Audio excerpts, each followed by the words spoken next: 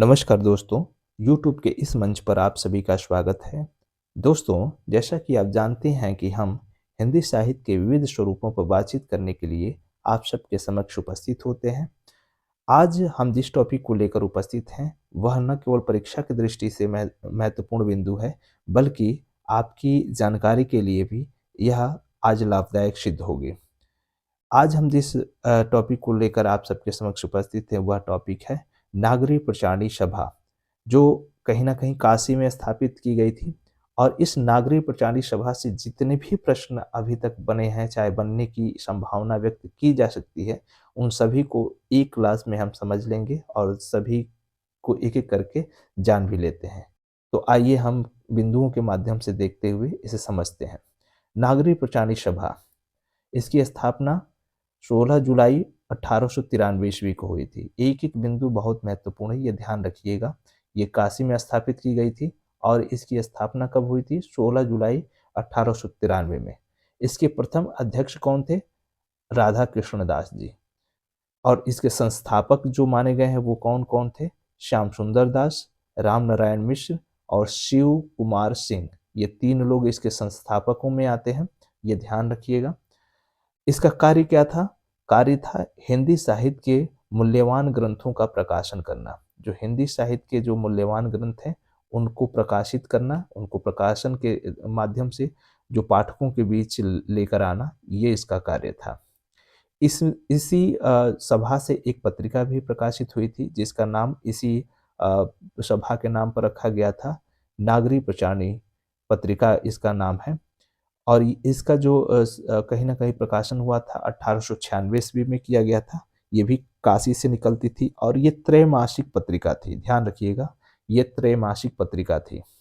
हिंदी के प्रचार-प्रसार के लिए 1910 ईस्वी में हिंदी साहित्य सम्मेलन प्रयाग की स्थापना की गई थी। हिंदी साहित्य सम्मेलन की स्थापना कब हुई थी? जो प्रयाग में की गई थी 1910 में। और ये किसके लिए थी की गई? जो हिंदी क्षेत्र में प्रचार-प्रसार को बढ़ाया जाए। नागरी प्रचारणी सभा के सदस्य जो बने थे वो कौन-कौन थे? सुधाकर द्विवेदी, जॉर्ज ग्रिशन, अंबिका दत्त व्यास तथा प्रेमघन जी। ये प्रेमघन जी हैं। प्रेमघन जी इसके सदस्यों में कहीं न कहीं स्थापित किए गए थे। इससे जो प्रकाशित किताब थी, वो कौन-सी किताब थी? हिंदी शब्द सागर।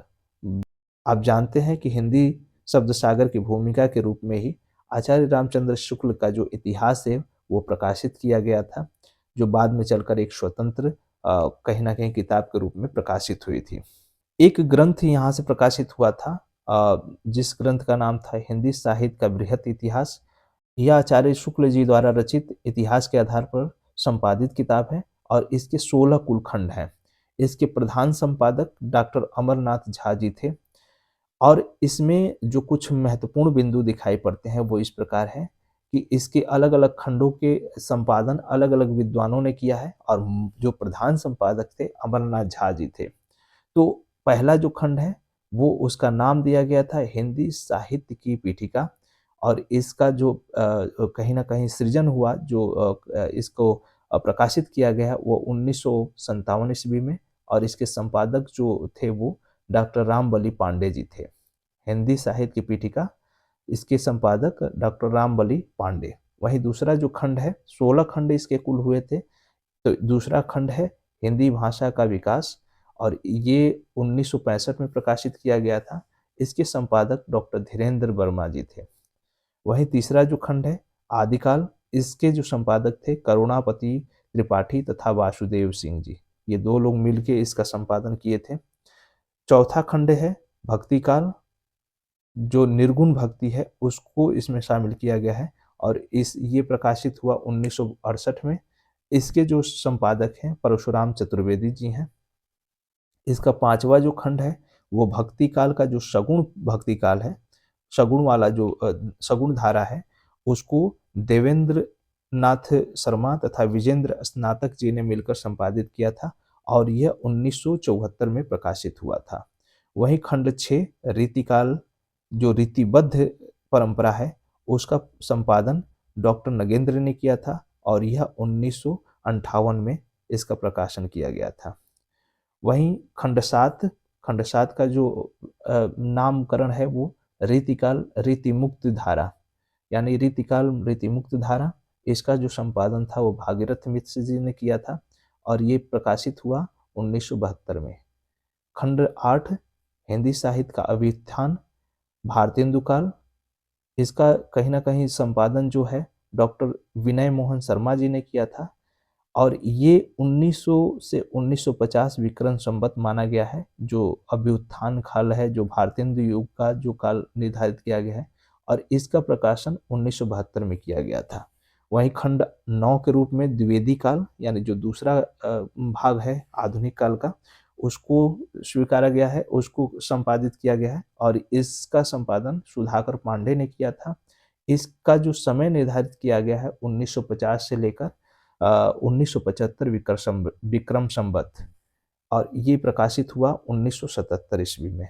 इसी तरीके से खंड 10 का उत्कर्ष काल नाम दिया गया और ये काव्य खंड है। इसकी जो समय निर्धारित की गई है वह 1975 से लेकर 1995 विक्रम संवत। इसके संपादक डॉक्टर नगेंद्र जी हैं तथा इसका जो प्रकाशन हुआ 1971 में हुआ। वहीं 11वां खंड जो है उत्कर्ष काल, जो नाटक विधा है उसको इसमें शामिल किया गया है। इसकी समय सीमा जो निर्धारित की गई है नाटक वाले भाग की, वो 1975 से लेकर 1995 विक्रम संवत तक और इसका जो संपादक किया है वो सावित्री सिन्हा तथा दशरथ ओझा ने किया है और इसका प्रकाशन हुआ था 1972 में।